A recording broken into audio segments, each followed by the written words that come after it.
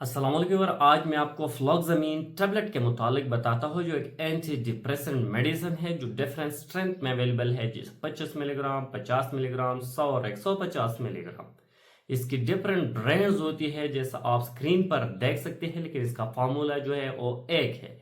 एक anti depressant medicine है जो दिमाग में सेरोटोनिन की लेवल को बढ़ा देती है। इस सेरोटोनिन लेवल बढ़ने से जो मूड डिस्टर्ब होते हैं वो ठीक हो जाती है, जो एंजाइटी, टेंशन और डिप्रेशन है वो खत्म हो जाती है। ये मेडिसिन SSRI ग्रुप से इसका ताल्लुक है। आज मैं आपको इस टैबलेट पर कंप्लीट रिव्यू दूंगा, लेकिन इससे पहले अगर आप हमारे चैनल पर नए हैं तो सबसे पहले इस चैनल को सब्सक्राइब करें। अगर इस टैबलेट की यूजेस को देखा जाए तो ये एक एंटी डिप्रेसेंट मेडिसिन है जो मेंटल डिसऑर्डर के लिए, एंजाइटी, टेंशन, डिप्रेशन को ठीक करने के लिए दिया जाता है। यह मेडिसिन एंजाइटी में इस्तेमाल किया जाता है। सोशल एंजाइटी हो या जनरलाइज एंजाइटी हो, पैनिक अटैक हो, जनरलाइज एंजाइटी हो या जनरल जो बॉडी में एंजाइटी आती है। एंजाइटी एक ऐसा मेंटल डिसऑर्डर होते हैं जिसमें इंसान पर घबराहट आती है, इंसान की दिल की धड़कन तेज हो जाती है, इंसान पर पसीना आती है, किसी काम को दिल नहीं लगती, इंसान अफसुर्द और परेशान रहती है। तो इन मसाइल को ख़त्म करने के लिए इस मेडिसिन का इस्तेमाल किया जाता है। OCD में इस मेडिसिन का खास इस्तेमाल है, जैसे ऑब्सेसिव कंपल्सिव डिसऑर्डर कहा जाता है, जिसमें इंसान किए हुए काम को बार बार रिपीट कर देते हैं। जैसे इसने एक काम किया, जैसे उसने हाथ धोया, वो दोबारा जाकर इस हाथ को धोती है। जिसने बिजली की स्विच बंद किया, लेकिन वो दोबारा जाकर वो देखती है कि बंद है या बंद नहीं। जिसने दरवाज़ा बंद किया, लेकिन बार बार जाकर वो देखती है कि दरवाज़ा मैंने बंद किया या नहीं।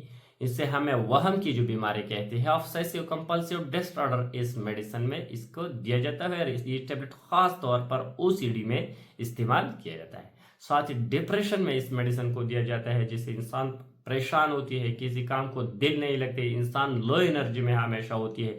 तो इस डिप्रेशन को ख़त्म करने के लिए दिया जाता है। स्ट्रेस में दिया जाता है। साथ ही ईटिंग की जो डिसऑर्डर होती है, इस मेडिसिन को दिया जाता है। ईटिंग एक ऐसा डिसऑर्डर होती है, ईटिंग डिसऑर्डर में जिसमें इंसान बहुत ज़्यादा खाना खा देती है, इसको पता नहीं लगती कि मैंने कितनी खाना खा लिया।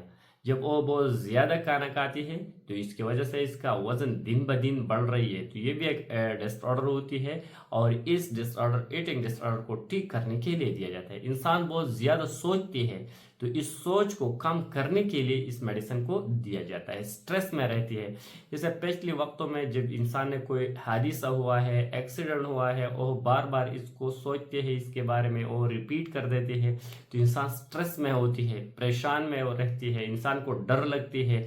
तो इन मसले को ख़त्म करने के लिए भी इस मेडिसिन का इस्तेमाल किया जाता है।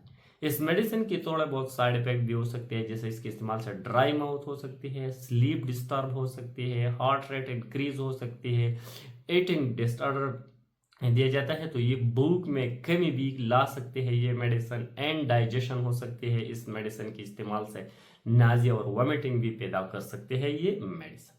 अगर इसकी डोज और तरीका इस्तेमाल को देखा जाए तो ये लो डोज से स्टार्ट करना होगा, 25 मिलीग्राम एक टैबलेट रात सोते वक्त।